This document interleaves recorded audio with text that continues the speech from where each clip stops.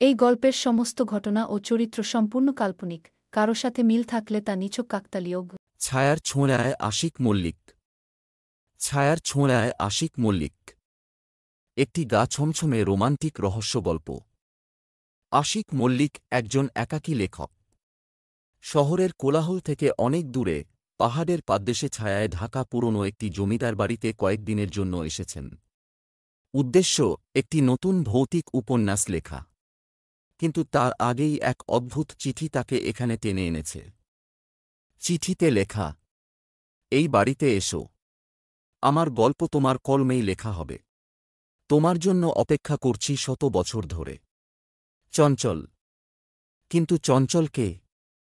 তার সাথে তো আশিকের কোনো পরিচয় নেই। তবু চিঠির অদ্ভুত টান তাকে অস্বস্তিকর কৌতূহলের মধ্যে ফেলে দেয়।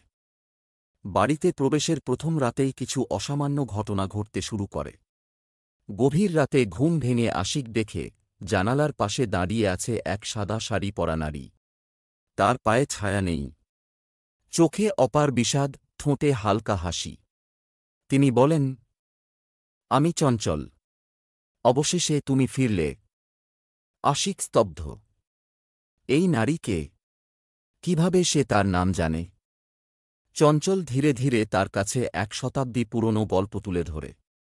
ব্রিটিশ ভারতের শেষ সময়ে এই বাড়ির জমিদার কন্যা ছিল চঞ্চল, আর তার গোপন প্রেমিক এক দরিদ্র কবি অরিন্দম, যে আজকের আশিক মল্লিকের পূর্বজন্ম। জমিদার যখন চঞ্চলের বিয়ে ঠিক করেন এক সাহেবের সঙ্গে, তখন চঞ্চল আর অরিন্দম পালিয়ে যাওয়ার পরিকল্পনা করে। কিন্তু সেই রাতে এক ষড়যন্ত্রে অরিন্দমকে হত্যা করা হয়।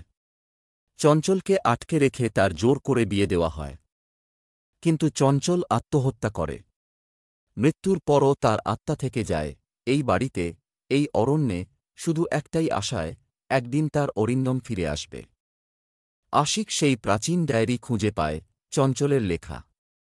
পড়তে পড়তে তার মনে হয় যেন প্রতিটি বাক্য তার নিজের হাতের লেখা। তার মনের ভেতর জেগে ওঠে পুরনো স্মৃতি, যন্ত্রণার ছায়া।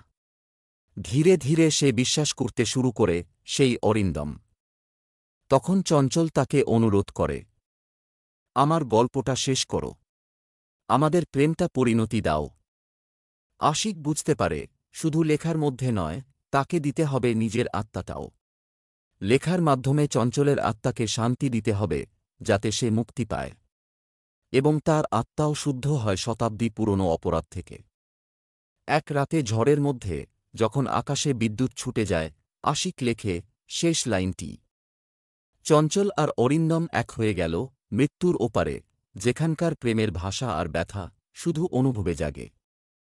লেখা শেষ হতেই ঘরের বাতাস থেমে যায়। চঞ্চল ধীরে ধীরে তার সামনে এসে দাঁড়ায়। তার চোখে প্রশান্তি। সে বলে, তোমাকে খুঁজে পেয়েছি, আর কিছু চাই না। এখন আমি যেতে পারি। হঠাৎ সে মিলিয়ে যায় বাতাসে। চারপাশে আবার নেমে আসে নীরবতা। পরদিন সকালে আশিক মল্লিক বেরিয়ে আসেন জমিদার বাড়ি থেকে। পেছনে একবার তাকিয়ে দেখেন, জানালার পাশে দাঁড়িয়ে আছে চঞ্চল। চোখে শান্তির ছায়া। তারপর থেকে আশিক আর কোনো ভৌতিক গল্প লেখেন না। তার কলমে আর কোনো ছায়া নাচে না। কারণ একটি প্রেমের গল্প শেষ হয়েছে, একটু দেরিতে হলেও।